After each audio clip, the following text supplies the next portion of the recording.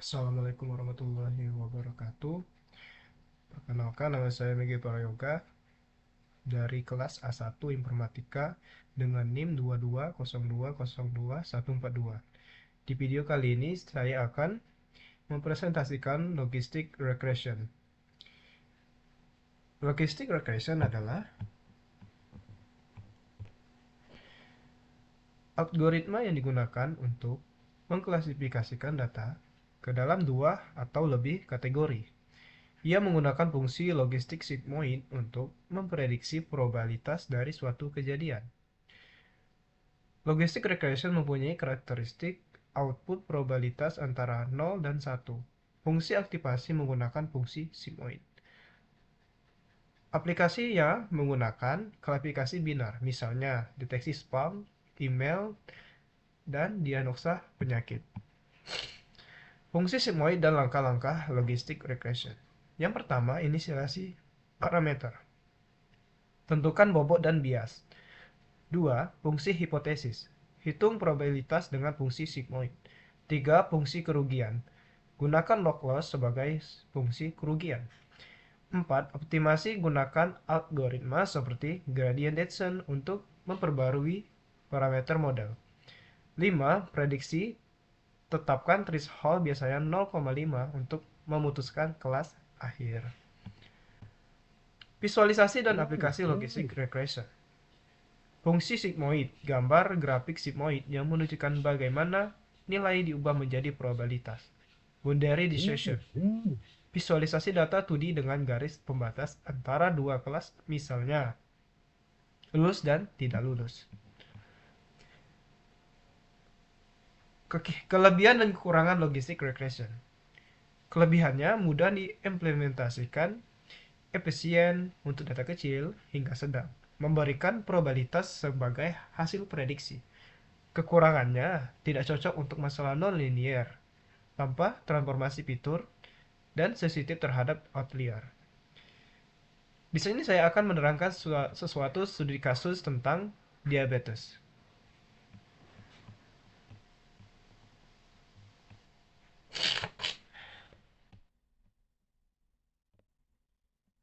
Di sini ada contoh studi kasus tentang diabetes.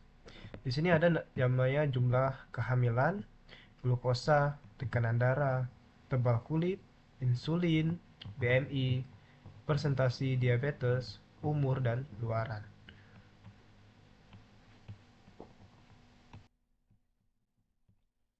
Baiklah, di sini kita menggunakan visual code atau bisa menggunakan aplikasi seperti Jupyter dan website yang namanya Google Colabs. Tapi di sini saya menggunakan visual code. Hal pertama yang dilakukan adalah mengimport Navi as Navi untuk operasi numerik dan array. Dan yang kedua, import matplotlib pilot atau VLT untuk visualisasi data dalam bentuk grafik. Sedangkan pandas ASVD untuk manipulasi dan analisis data dalam bentuk atau data frame. Dan di sini ada namanya dataset. Dataset adalah data yang harus kita masukkan untuk dibaca. Seperti contoh yang studi kasus kita adalah diabetes.csv. Dalam studi kasus ini adalah X datasetnya glukosa, BNI, dan Y datasetnya luaran. Data ke dalam training dan test set dengan random state untuk konsistensi. From scalar model selection digunakan untuk membantu dalam pemilihan model yang paling tepat, menghindari overheating dan mengoptimalkan kinerja model dengan mencari hyperparameter yang paling sesuai. Train set split, X-train dan X-test, Y-train, Y-test, train, test split, XY, test size. Ini kita menggunakan size dengan ukuran 0,25. Random state-nya 0. Di sini kita menggunakan yang namanya juga feature scaling. From scalar processing import standard scalar. ST standard scalar, Xtrain, ST v-transform, Xtrain, Xtest, ST transfer.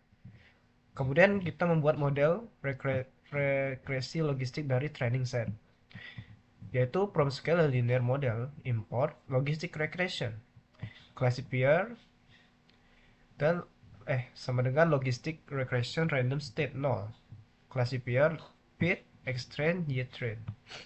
Kemudian kita memprediksi hasil model ke test set dengan menggunakan code Yframe classifier predict. Kemudian membuat completion metric menghitung akurasi menggunakan scalar metric. Kemudian import completion metric accurate score classification report, CM completion metric, Ytest dan Yframe.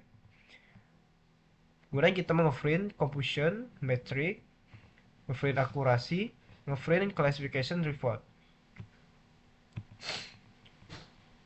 Kita kemudian memvisualisasikan hasil training set menggunakan matplotlib, colors, import distance color map, XY, YZ, dan Xtrain dan Ytrain.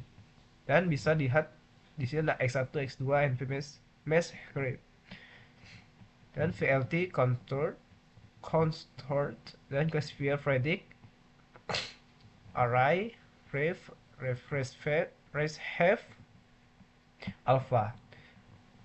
Di sini kita menggunakan lister color mapnya menggunakan hijau dan merah ya, yaitu FFA dan AAA FFA.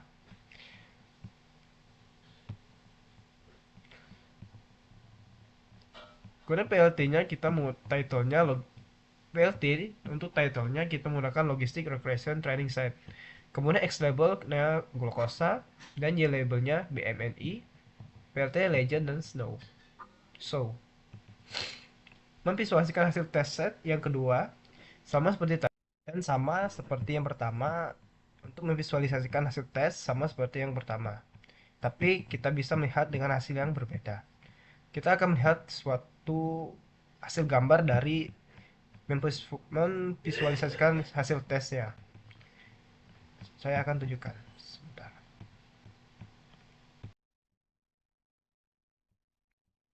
Bila kita menekan gambar yang bertuliskan run Python file, maka akan menampilkan gambar dari codingan memvisualisasikan hasil test set.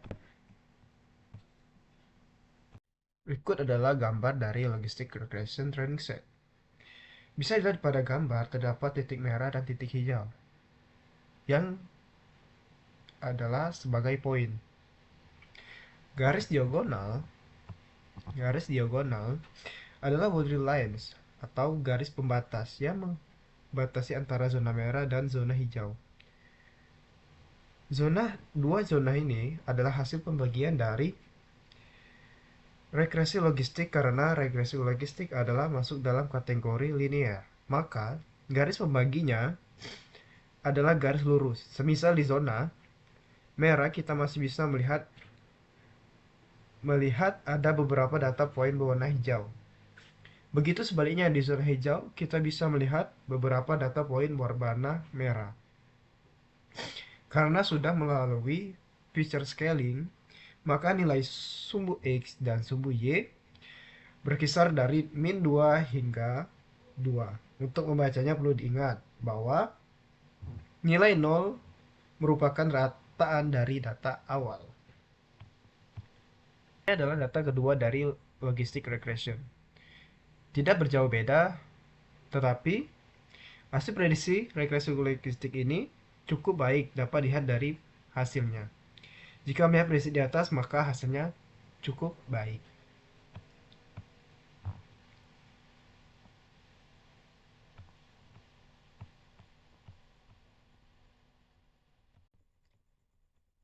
Berdasarkan analisis terlihat bahwa model tersebut memiliki tingkat presisi yang hampir sama dalam memprediksi kelas kosong, mencapai 80%. Presisi untuk kelas 1 adalah 70%, yang menunjukkan bahwa model mempunyai kesamaan yang hampir persis, hanya berbeda 10% saja dalam memprediksi kelas 1. Analisis Terlihat bahwa model tersebut memiliki tingkat presisi yang hampir sama dalam memprediksi kelas 0 mencapai 80%. Presisi untuk kelas 1 adalah 70%, menunjukkan bahwa model mempunyai kesamaan yang hampir persis, hanya berbeda 10% saja dalam memprediksi kelas 1. Kalkulasi akurasi dapat diamati bahwa nilai akurasi sebesar 0,80%, menunjukkan bahwa model berhasil memprediksi kelas keseluruhan dengan tingkat keberhasilan sekitar 0,80%. Namun, ketika melihat evaluasi menggunakan Completion Metric, terlihat bahwa model memiliki kinerja yang amat baik dalam memprediksi kelas 0 dengan 116 prediksi yang benar, namun gagal memprediksi kelas 1 dengan 29 prediksi salah. Analisis ini menunjukkan bahwa model ini memiliki kemampuan yang baik. Sekian presentasi dari saya. Semoga bermanfaat bagi kita semua. Wabillahi taufiq wal hidayah. Wassalamualaikum warahmatullahi wabarakatuh.